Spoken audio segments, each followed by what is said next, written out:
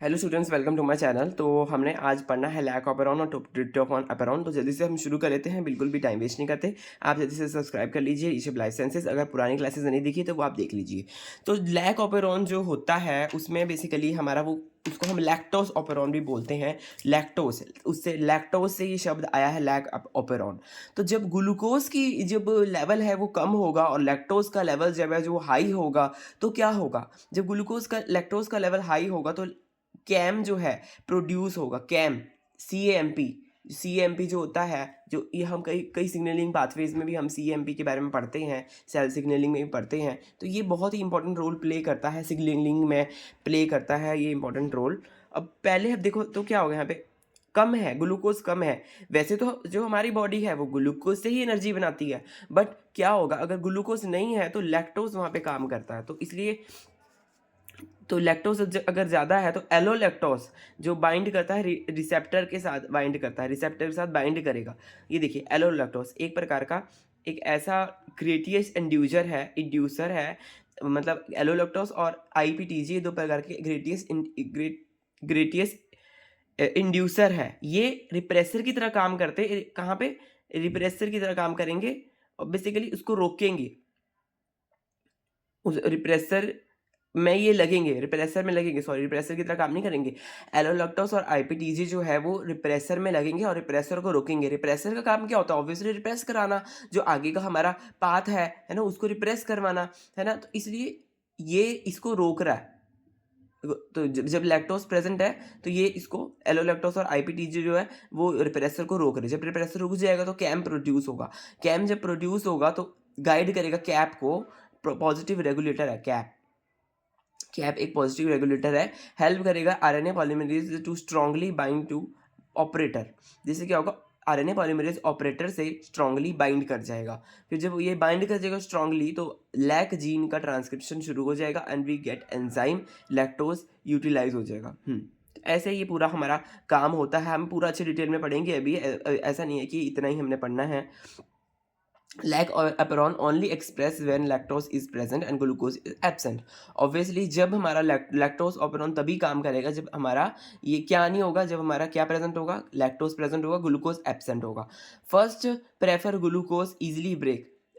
पहले तो हमेशा एनर्जी को यूटिलाइज करने के लिए ग्लूकोज की ही प्रेफरेंस होगी, क्योंकि वो इजीली ब्रेक हो जाती है। बट अगर ग्लूकोज नहीं है तो सेकेंडरी, है ना, सेकेंडरी वे में हम लैक्टोज का हम यूज़ करेंगे। ठीक है, जो हमारे मसल्स हैं वो यूज़ करेंगे। तो दो रेगुलेटर यहाँ पे देखने को मिलते हैं, एक है लैक रिप्रेसर, एक जो यहाँ पे लैक रिप्रेसर ये है ना, लैक रिप्रेसर, और एक है कैटाबोलाइट एक्टिवेटिंग प्रोटीन कैप। ये दो रेगुलेटर हैं। रेगुलेटर का काम होता है कम करवाना या ज़्यादा करवाना, है ना। तो रेगुलेटर रेगुलेट करते हैं ये, है ना, रेगुलेट है ये। दो हैं, एक लैक रिप्रेसर, एक कैटाबोलाइट एक्टिवेटिंग प्रोटीन। जो कैटाबोलाइट एक्टिवेटिंग प्रोटीन है वो एक्टिव तभी होता है जब ग्लूकोज कम होगा। ठीक है, ये जब ग्लूकोज कम होगा तभी ये एक्टिव होगा। ये पॉजिटिव रेगुलेटर है। तो जब यहाँ पे ग्लूकोज कम है तो ये पॉजिटिव रेगुलेटर कैप जो है वो एक्टिवेट हो गया है। तो फिर क्या करेगा, सेंसिस ग्लूकोज, और ग्लूकोज को सेंस करेगा। एक्टिव ओनली ग्लूकोज, और फिर ग्लूकोज को सेंस करेगा। हाँ, ग्लूकोज को सेंस करेगा, कम ग्लूकोज होगा तभी ये एक्टिव होगा कैप। ठीक है, कैप जो है, cap senses glucose indirectly through hunger cycle of camp. एक हंगर साइकिल चलती है, उसकी वजह से ये ग्लूकोज को क्या कहते हैं, सेंस करता है कैंप की वजह से। कैंप जब प्रोड्यूस होगा, है ना, कैंप तभी प्रोड्यूस होगा जब ग्लूकोज कम है। ग्लूकोज कम है तब कैंप प्रोड्यूस होगा। फिर कैंप जब प्रोड्यूस होगा तो कैप उसको सेंस कर लेगा, तो उसको पता चल जाएगा कि ग्लूकोज कम है। तो कैप जो है वो कैंप के थ्रू पता लगाता है कि उसको क्या कहते हैं, वहाँ पे एक्सप्रेस होना है कि नहीं होना है। क्योंकि जब वो एक्सप्रेस होगा तो वो हेल्प करेगा, पॉजिटिव रेगुलेटर की तरह काम करेगा और मदद करेगा आरएनए पॉलीमरेज की कि वो स्ट्रांगली ऑपरेटर से बाइंड करे। और अगर ऑपरेटर से बाइंड करेगा आरएनए पॉलीमरेज तो आगे चल के लैक जीन की क्या कहते हैं, ट्रांसक्रिप्शन करवाएगा। अब हम ऑपरेटर की बात कर लेते हैं। ऑपरेटर जो है नेगेटिव रेगुलेटरी साइट है। ऑपरेटर क्या है? ये ऑपरेटर है यहाँ पर, ये नेगेटिव रेगुलेटरी साइट है। It overlap promoter and when lac repressor bind can't be bind to promoter.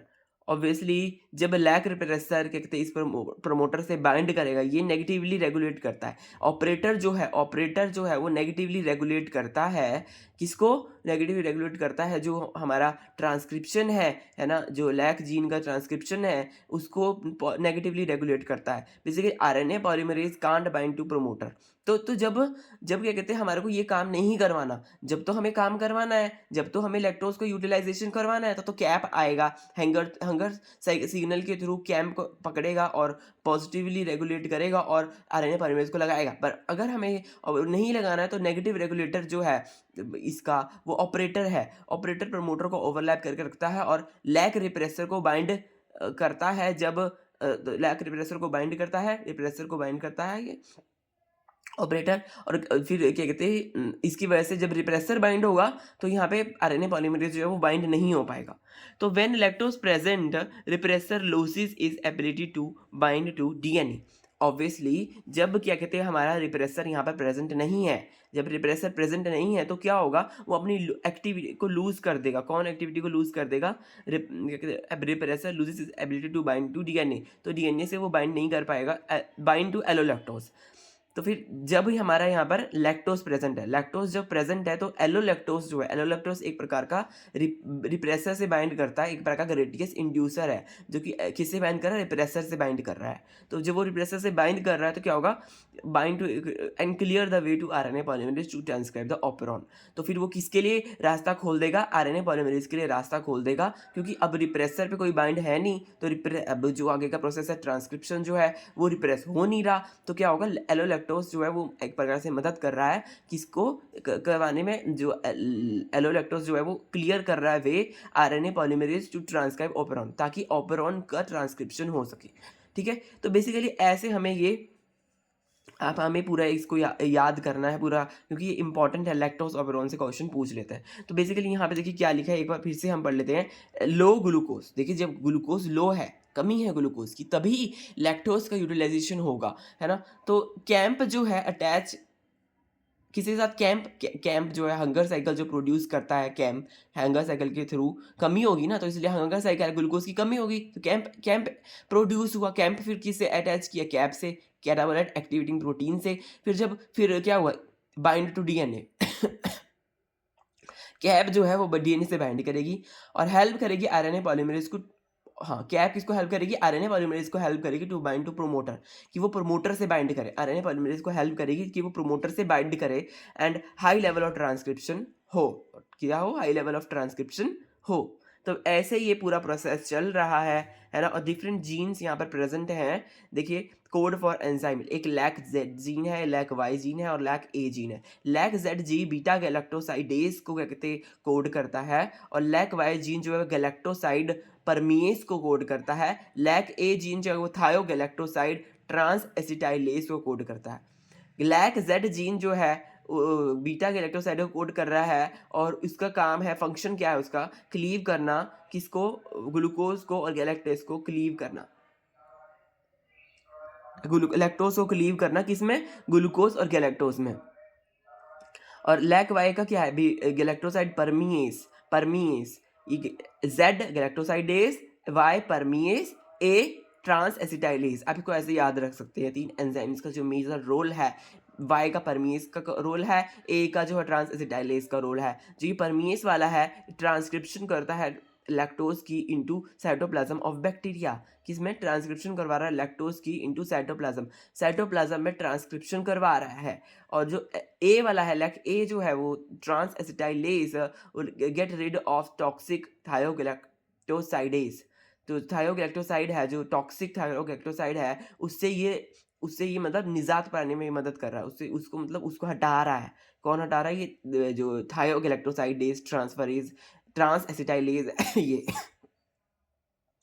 तो ये पूरा एक इम्पॉर्टेंट एंजाइम्स हैं जो यहाँ पर काम करते हैं, है ना। अब यहाँ पे डिफरेंट कंडीशंस दिए भी हम वो पढ़ेंगे। एक बार हम फिर से लैक ऑपेरॉन के बारे में पूरा अच्छे से पढ़ लेते हैं। लैक ऑपेरॉन तब काम करेगा जब क्या कहते हैं ग्लूकोज की कमी होगी, लैक्टोज बढ़ा हुआ होगा। तो जब ऐसा काम होगा तो एलोलैक्टोज जो है वो एक ग्रेटिस इंड्यूसर है, और आईपीटीजी ग्रेटिस इंड्यूसर है, ये रिप्रेसर पे बाइंड करेंगे। रिप्रेसर पे बाइंड करेंगे तो रिप्रेसर जो है आगे रोक नहीं पाएगा, जो प्रोसेस है ट्रांसक्रिप्शन जो है लैक्टोज का उसको रोक नहीं पाएगा। तो फिर क्या होगा? जब हाई है, एक रिप्रेसर पे तो बाइंड कर दिया, फिर फिर जो इम्पोर्टेंट काम जो है वो कैंप जो है, कैंप प्रोड्यूस हो रहा है, ग्लूकोज की कमी हो रही है, हंगर बढ़ रहा है, हंगर साइकिल सिग्नल की वजह से क्या हो रहा है, कैंप जो है प्रोड्यूस हो रहा है और गाइड कर रहा है कैप को। कैप क्या है, पॉजिटिव रेगुलेटर है, कैटाबोलाइट एक्टिवेटिंग प्रोटीन क्या है, पॉजिटिव रेगुलेटर है। वो हेल्प कर रहे हैं RNA polymerase to strongly bind to operator, कि वो ऑपरेटर से स्ट्रांगली बाइंड कर सके, तो उससे क्या कर रहे हैं, वो हेल्प कर रहे हैं।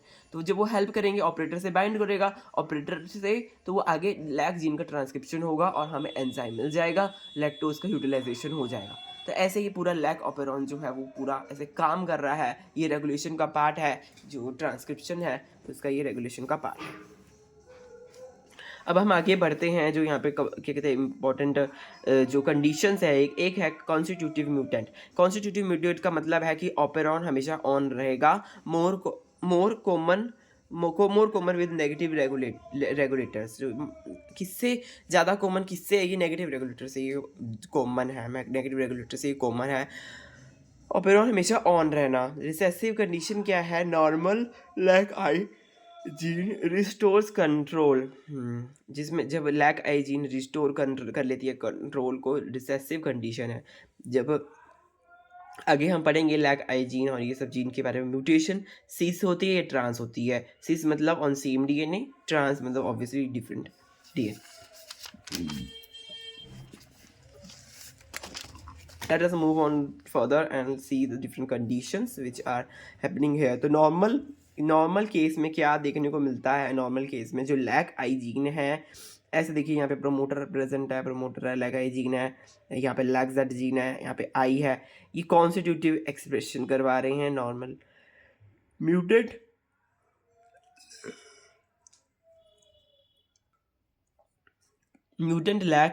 Lack negative repressor not able to bind to operator. Repressor क्या है, ऑपरेटर से बाइंड नहीं करता है, रिप्रेसर ऑपरेटर से बाइंड नहीं करता है। लैक आई क्या है, repressor will not form are with bind to operator, RNA polymerase keep on working and constitutive expression. तो कॉन्स्टिट्यूटिव एक्सप्रेशन कब आता है, जब आरएनए पॉलीमरेज जो है वो काम नहीं कर पा रहा है ना, ऑपरेटर से बाइंड नहीं कर पाया है, रिप्रेसर विल नॉट फॉर्म, हाँ, जो रोक रहा है उसको, repressor not bind to operator and फिर क्या हो रहा है, ऑपरेटर से रिप्रेसर बाइंड नहीं कर रहा, तो आरएनए पॉलीमरेज जो है काम कर ही जा रहा है, उससे रिप्रेसर बाइंड ही नहीं कर रहा, उसको रोक ही नहीं रहा। तो रिप्रेसर जब रोकेगा नहीं तो कॉन्स्टिट्यूटिव एक्सट्रैक्शन हमारे को देखने को मिलेगा। बेसिकली यहाँ पे क्या करा हुआ है, म्यूटेंट केस ये लिया हुआ है, बेसिकली म्यूटेंट केस है जब क्या कहते हैं हमारा लैक आई प्रेजेंट नहीं है, लैक आई प्रेजेंट नहीं है, तब की बात हो रही है, रिप्रेसर जो है काम नहीं कर रहा है, तब की बात है। जब रिप्रेसर काम नहीं करेगा तो कॉन्स्टिट्यूटिव एक्सप्रेशन यहाँ पे देखने को मिलेगा। अब merozygotic zygotic conditions to check the recessive and dominant I positive repressor present पे, रिप्रेसर प्रेजेंट है। देखिए दो यहाँ पे लैक अपेरॉन बने हुए हैं, एक ये दो बने हुए हैं यहाँ पर। तो यहाँ पे क्या हो रहा है, नॉर्मल लैक रिप्रेसर है, एक के पास able to operate bind to operator, normal repressor है।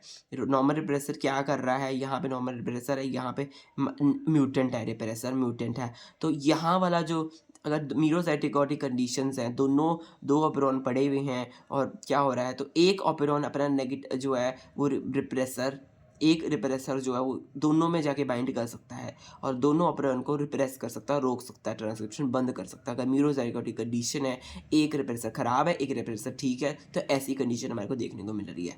द लैक आई का मतलब ये है कि कॉन्स्टिट्यूटिव होगा, क्योंकि जब रिप्रेसर बाइंड नहीं करेगा है ना ऑपरेटर पे, तो हम चलता जाएगा, कॉन्स्टिट्यूटिव होगा, recessive to wild and trans acting condition देखने को मिलेगी। इसको बोलते हैं ट्रांस, यहाँ पे ट्रांस रिसेसिव इफेक्ट बोलते हैं इसको। बस एक इंपॉर्टेंट टर्म है ट्रांस रिसेसिव। जब म्यूटेंट होता है, लैक आई प्रेजेंट नहीं होता, तो उसको ट्रांस रिसेसिव इफेक्ट बोलते हैं। कॉन्स्टिट्यूटिव एक्सप्रेशन होता है recessive to wild, trans acting mutation है ये भी, तो ट्रांस रिसेसिव इफेक्ट इसको बोलते हैं। नेक्स्ट केस जो है वो है ऑपरेटर म्यूटेशन। अगर ऑपरेटर ही खराब हो जाए तो क्या होगा, ऑपरेटर खराब हो जाएगा तो फिर तो ऑब्वियसली हमारे को जो है देखते क्या होता है, जो आगे का प्रोसेस है ऑपरेटर नहीं काम करेगा तो हमारा प्रोसेस ही खत्म हो जाएगा ना।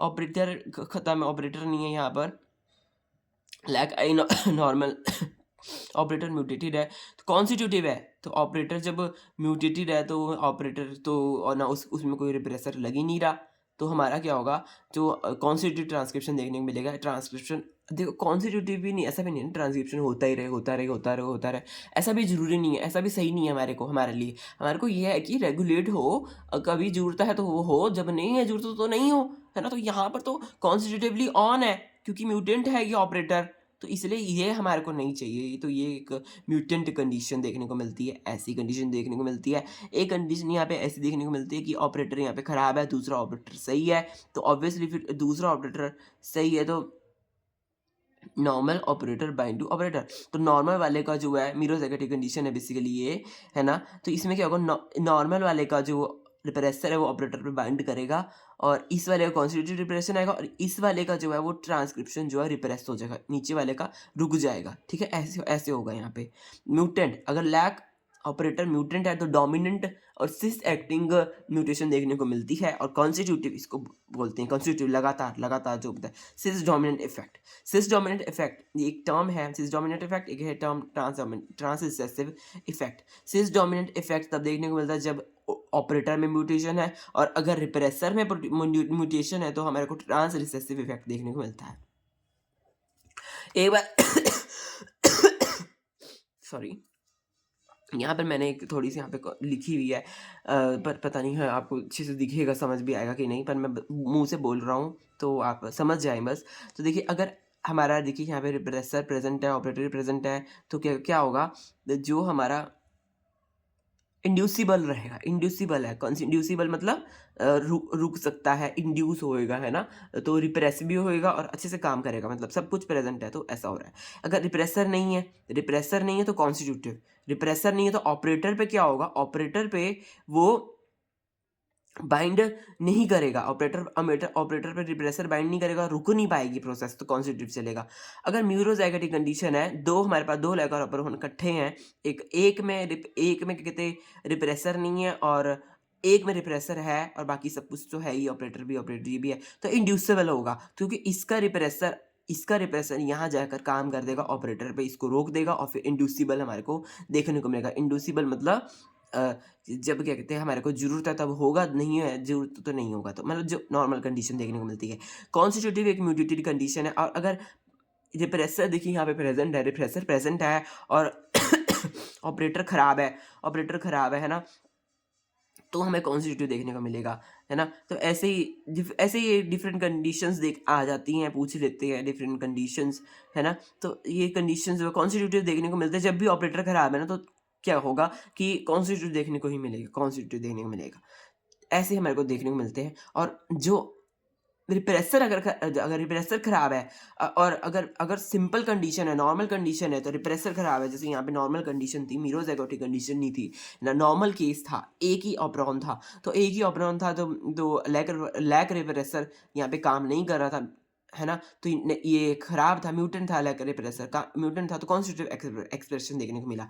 पर वहीं अगर नॉर्मल केस नहीं है, मीरोजैगोटिक केस है, तो क्या होगा और तब हमारा वो रोकेगा, ट्रांसक्रिप्शन को रोकेगा, ये इंड्यूसिबल कंडीशन यहाँ पे देखने को मिलेगी, कॉन्स्टिट्यूटिव नहीं देखने को मिलेगी, रुकेगा, जो हमारा ट्रांसक्रिप्शन है वो रुकेगा, रिप्रेस होगा, बेसिकली बोथ ऑपरेरॉन रिप्रेस होगा।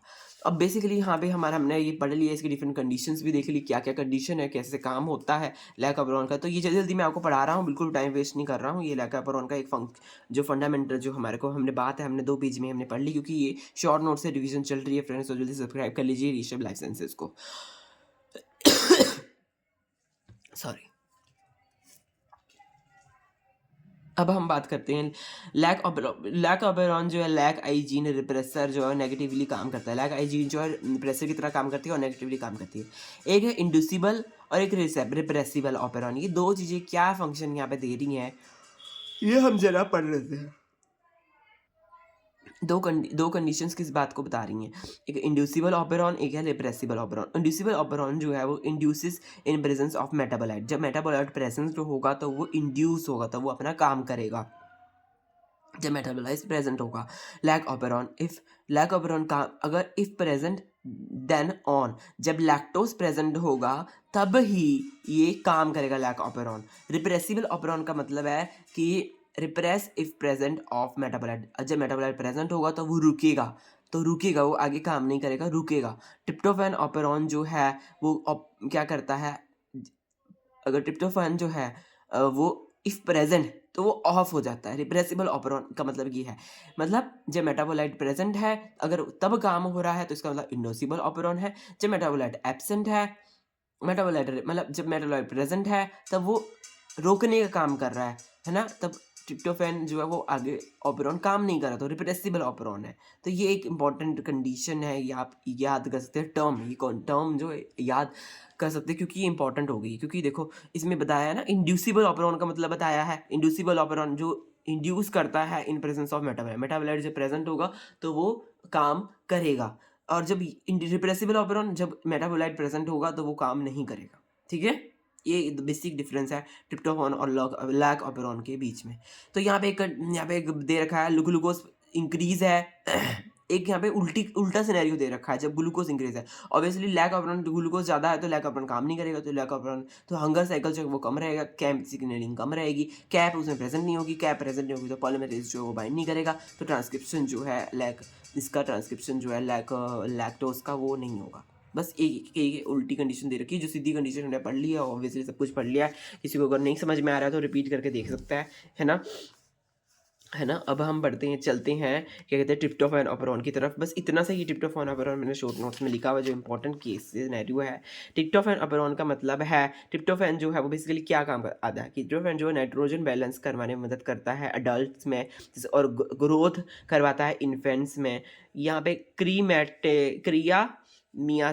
क्रियाटमेसिन नाम का एक कंपाउंड जो है वो ट्रिप्टोफैन बनाता है, वो न्यूरोट्रांसमीटर की तरह काम करता है, इससे, है ना। और सेरोटोनिन की तरह भी काम करता है। 5 जीन्स में देखने को मिलती है ट्रांसक्रिप्शन, EDCBA, इसमें उल्टा चलता है, ABCDE ही है, पर पहले जो है वो E है, फिर D है, फिर CBE, ऐसे ये 5 जीन्स यहाँ पर प्रेजेंट होती हैं इस ऑपेरॉन में बेसिकली, है ना। और ये ट्रिप्टोफैन जो है वो एल ट्रिप्टोफैन और डी ट्रिप्टोफैन, दो प्रकार के ट्रिप्टोफैन होते हैं। Negatively controlled repressible have repressor when present then repressor मतलब कि ये नेगेटिवली कंट्रोल्ड प्रोसेस है। जो ट्रिप्टोफैन ऑपेरॉन है कि नेगेटिवली कंट्रोल होता है जब प्रेजेंट होता है, रिप्रेसर जब प्रेजेंट है, जब रिप्रेसर इसके पास है तब इसके पास रिप्रेसर होता है, सॉरी ये हैव रिप्रेसर, इसके पास रिप्रेसर होता है। रिप्रेसिबल ऑपेरॉन है ना, रिप्रेसिबल ऑपेरॉन है, इंड्यूसिबल नहीं है, रिप्रेसिबल है,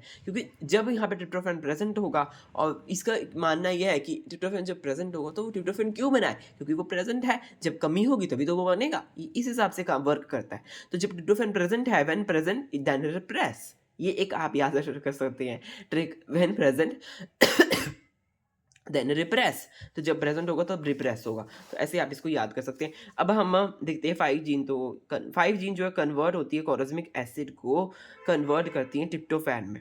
एक प्रकार से ये इसकी ट्रिप्टोफैन कैसे बनता है वो बताया हुआ है। इन 5 जीन से जो ट्रिप्टोफैन कॉर्जमिक एसिड को कन्वर्ट करता है अगर ट्रिप्टोफैन में, ठीक है।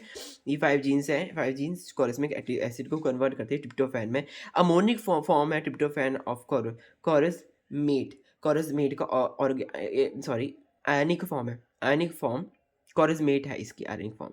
Precursor for phenyl alanine, tryptophan and tyrosine, ये किस चीज़ के लिए प्रिकर्सर है, कॉरसमिक एसिड किस चीज़ के लिए प्रिकर्सर है, फिनाइल एलानिन के लिए, ट्रिप्टोफैन के लिए और टायरोसिन के लिए, ये सब प्रिकर्सर। ये सब इंपॉर्टेंट बातें हैं जो ट्रिप्टोफैन से रिलेटेड मैंने यहाँ लिख दी। अब हम ऑपेरॉन से रिलेटेड जो बातें हैं हम उसमें आएंगे सीधा, तो हम कोई ऐसा का टाइम वेस्ट नहीं कर रहे हैं, जल्दी जल्दी हम पढ़ रहे हैं। देखिए ट्रिप्टोफैन बाइंड करता है को रिप्रेसर से टू ऑपरेटर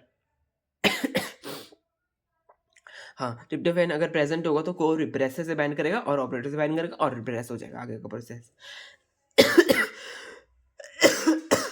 रेगुलेशन बाय, यहाँ पर ये रेगुलेशन कैसे करवाता है, ये रेगुलेशन जो है ये दो प्रकार से, ट्रांसक्रिप्शन एटीन्यूएशन करवाता है। एटीन्यूएशन का मतलब है वीकनिंग, खत्म नहीं करना, वीकन करना जो है। दो प्रकार के हमारे को देखने को मिलता है, दो मेन टाइप्स होती हैं, दो मेन टाइप होते हैं इस एटीन्यूएशन के। एक ट्रांसलेशन मीडिएटेड एटीन्यूएशन होता है, एक होता है RNA binding protein mediated, iron RNA binding protein mediated 2 प्रकार के एटीन्यूएशन होता है। एटीन्यूएशन का जो सिंपल सिंपल इंग्लिश मीनिंग है, आप इसको एक बार देखिए तो आपको समझ में आ जाएगा एटीन्यूएशन का मतलब होता क्या है बेसिकली, है ना। साइंटिफिक लैंग्वेज में हम एटीन्यूएशन का शब्द का यूज़ करते हैं, तो आप उसको जब इसका इसका शब्द का मतलब आपको पता चलेगा ना, तो आपको ये पूरा अच्छे समझ आ जाएगा ये लेक्सापेरॉन। तो बेसिकली यहाँ पे मैंने लिखा भी हुआ है, इन एटीन्यूएशन का मतलब है negatively reduce form of mRNA.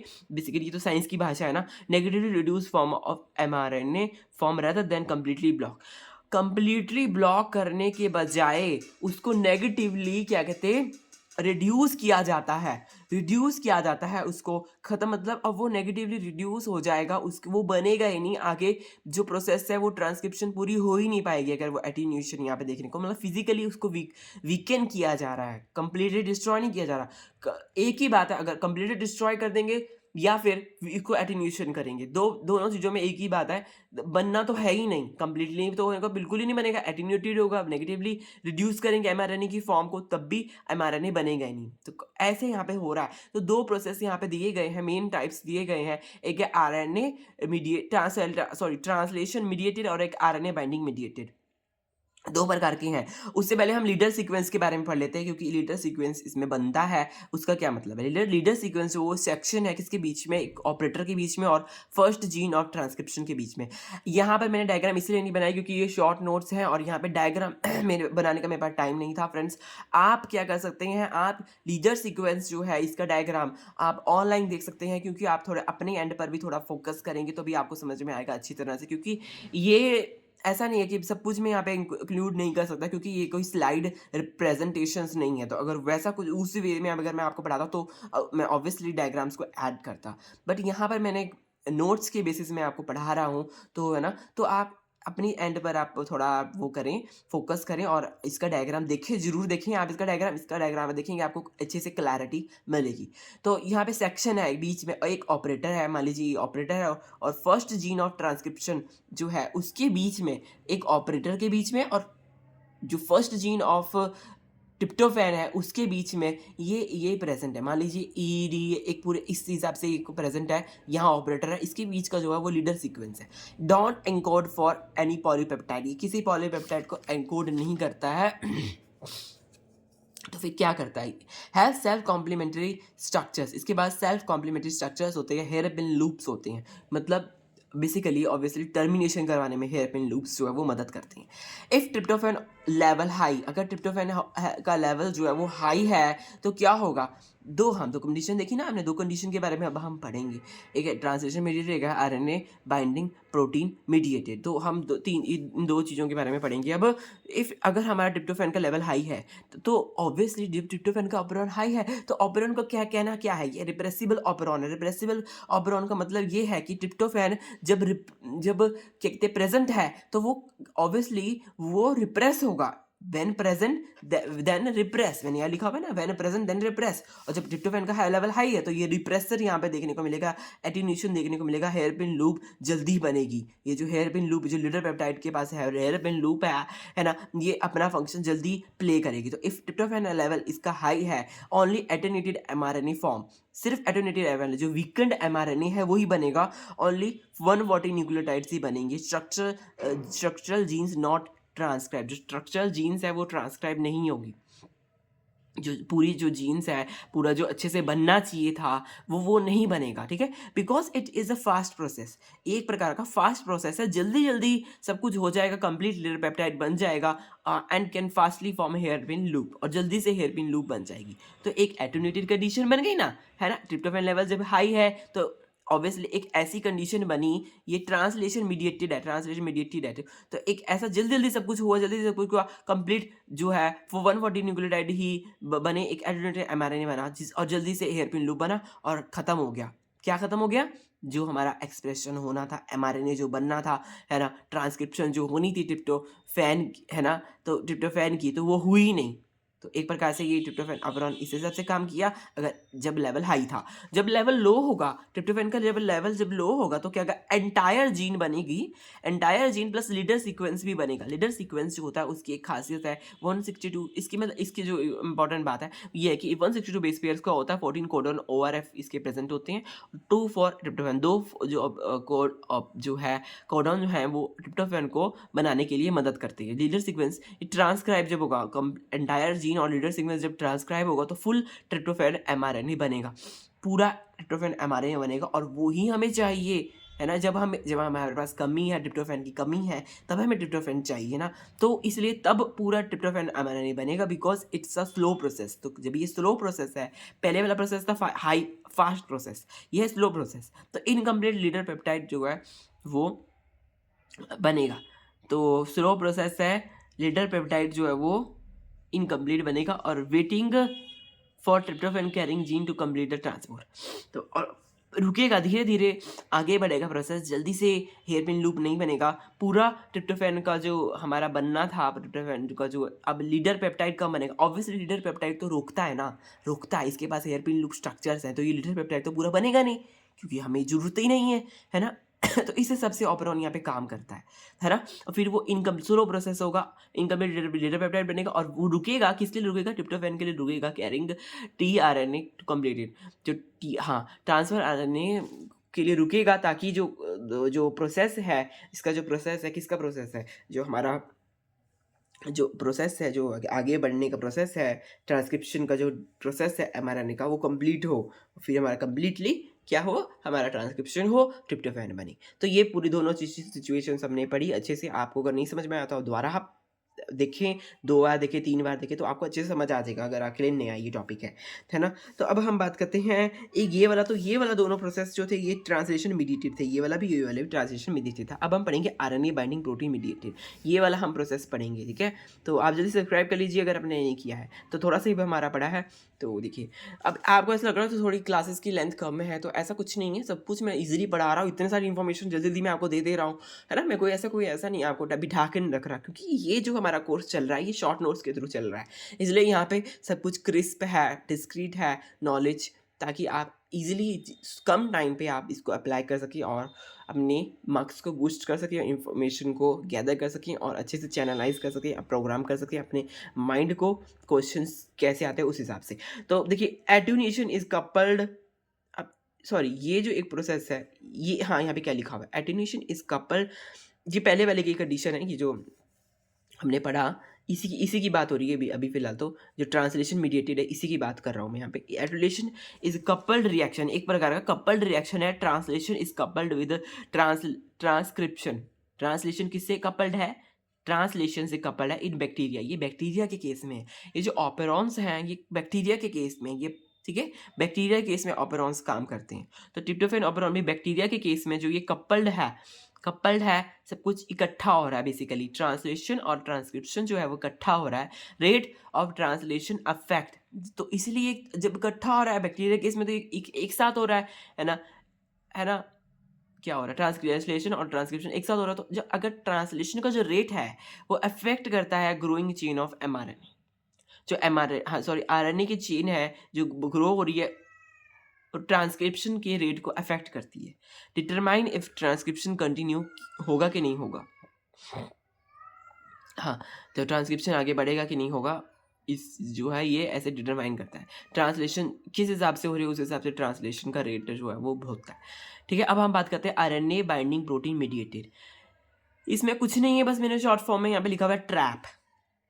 Trap का मतलब क्या है, देखिए, फॉर्म्ड ट्रैप बनता है, इसमें ट्रैप बनता है, एक ट्रैप का एक स्ट्रक्चर सा बनता है, जो RNA बाइंडिंग प्रोटीन मीडिएटेड वाला जो प्रोसेस है ना, उसमें क्या होता है, ट्रैप बनता है। ट्रैप का मतलब है TRP RNA binding attenuation protein, TRP RNA binding attenuation protein ये एक प्रकार का प्रोटीन है जो क्या है, TRP RNA binding attenuation protein, है ना। ये एक प्रकार का एटीन्यूएट करता है बेसिकली, ऑब्वियसली रोक रहा है ये एक प्रकार से, है ना। 11 सब यूनिट इसमें प्रेजेंट है, each bind to single TRPAA if activated, जब एक्टिवेटेड होगा ट्रिप्टोफैन इज प्रेजेंट।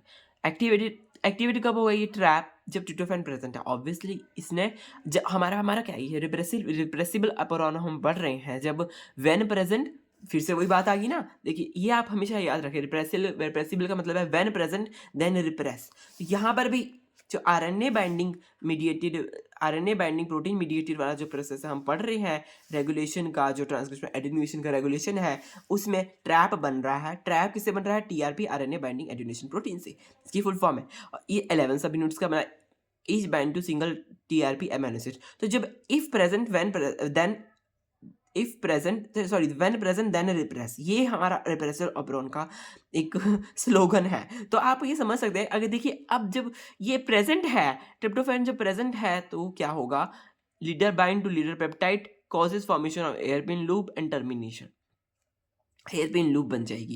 ये देखिए जो पूरा जो एमआरएनए ऐसे बनता जा रहा है, बनता जा रहा है, बनता जा रहा है, सॉरी चल ही नहीं रहा है ना, ये एमआरएनए ऐसे बन रहा है, बन रहा है, बन रहा है। फिर क्या होगा, जब हमारा ट्रिप्टोफैन अगर प्रेजेंट है तो ऐसा ट्रैप बन जाएगा, एक हेयरपिन लूप स्ट्रक्चर बन जाएगा।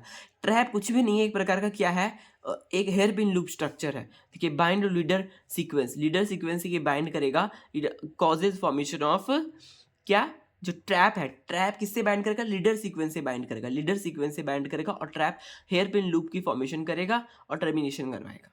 ठीक है, बस ये इंपॉर्टेंट बात यहाँ पे याद रखनी है, जो ट्रैप का फंक्शन है। ठीक है, तो हमने यहाँ पे पूरा पढ़ लिया है, पूरा कैसे हमारा एट्यूनेशन होता है, पूरा हमारा जो प्रोसेस है हमारा कैसे चलता है, जो ऑपेरॉन्स हैं, हमने ट्रिप्टोफैन ऑपेरॉन पढ़ लिया। इसके बाद कुछ नहीं है, बस थोड़ा सा यहाँ पे एक छोटा सा इन्फॉर्मेशन, पीस ऑफ इन्फॉर्मेशन है। हाँ मैंने देखा ना कि पलट के दिखी मुझे तो राइबो स्विच के बारे में यहाँ पे दे रखा है। राइबो स्विच क्या होता है एक बार हम पढ़ लेते हैं। राइबो स्विच एक रेगुलेटरी सेगमेंट है एमआरएनए का। ऑब्वियसली रेगुलेशन जरूरी है ना, हमें पता है, हमने देखा अभी लैकोपेरोन पढ़ा, ट्रिप्टोफैनोपेरोन पढ़ा। जब हमें ज़रूरत है तो हमें वो चाहिए, तो उसको रेगुलेट करने के लिए वो चीज़ें प्रेजेंट है, नहीं चाहिए तो उसको ख़त्म करने के लिए भी चीज़ें प्रेजेंट है। तो ऐसे यहाँ पे रेगुलेटरी सेगमेंट, राइबो स्विच क्या है, रेगुलेटरी सेगमेंट है। व्हेन स्मॉल मॉलिक्यूल बाइंड, जब छोटा मॉलिक्यूल जो वो बाइंड करता है तो अमाइनो एसिड रेजिड्यू जो है किसे बाइंड करता है, अमाइनो एसिड रेजिड्यू से, मैग्नीशियम से, न्यूक्लिक एसिड, इससे न्यूक्लिक एसिड जो प्रिकर्सर्स है उससे ये बाइंड करता है।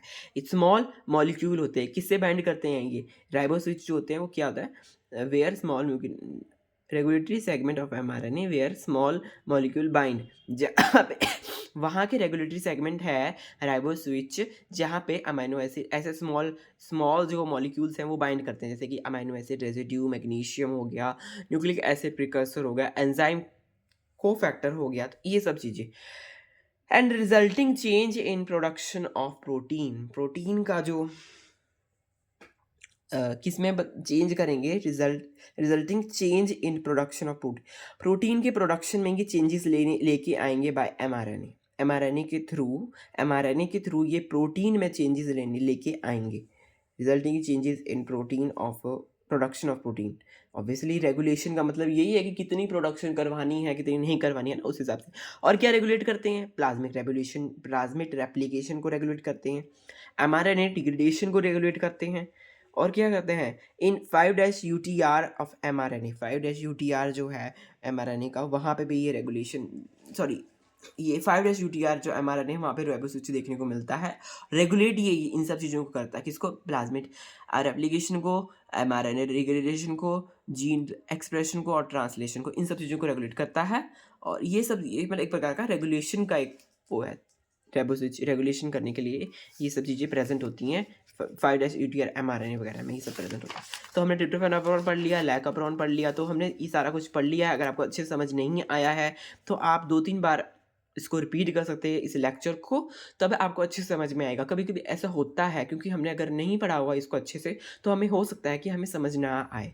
तो आपको डरने की ज़रूरत नहीं है, आप इसको रिपीट करें, ऐसा करें, इसको रिपीट करें। जल्दी जल्दी मैंने सब कुछ पढ़ाया है, आप इसको जो जिस हिसाब से मैं पढ़ा रहा हूँ, जिस स्पीड में मैं पढ़ा रहा हूँ इसी स्पीड में पढ़ें और रिपीट करके पढ़ें, तो अभी आपको ये सारा कुछ अच्छे समझ में आ जाएगा। और मिलेंगे अब किसी और क्या कहते हैं वीडियो ट्यूटोरियल में, क्योंकि अब हमारा कुछ नहीं बचा है। अब हमारा जिस हिसाब से हमने रिवीजन करी है ना, उस हिसाब से हमने सब कुछ कर लिया है। अब हमारा सिर्फ थोड़ा सा ट्रांसलेशन का पार्ट पड़ा, और ट्रांसलेशन से ज़्यादा क्वेश्चन आते भी नहीं है, थोड़ा बहुत इसका इंपॉर्टेंट पार्ट है, वो अब हम करेंगे नेक्स्ट क्लासेस में। उसके बाद हम रेगुलेशन देखेंगे। आई थिंक 2 क्लासेस तो हमारे को लगेंगी ट्रांसलेशन करने में, फिर हम नेक्स्ट यूनिट पर बढ़ेंगे। तो आप जुड़े रहिए ऋषभ लाइफ साइंसेज़ के साथ और ऐसे ही सब्सक्राइब कर लीजिए मेरे चैनल को और देखते रहिए मेरे इसकी जो चैनल में जो मैं क्लासेस लूँगा वो देखते रहिए। तो मिलेंगे किसी और वीडियो में। Bye bye, have a nice day.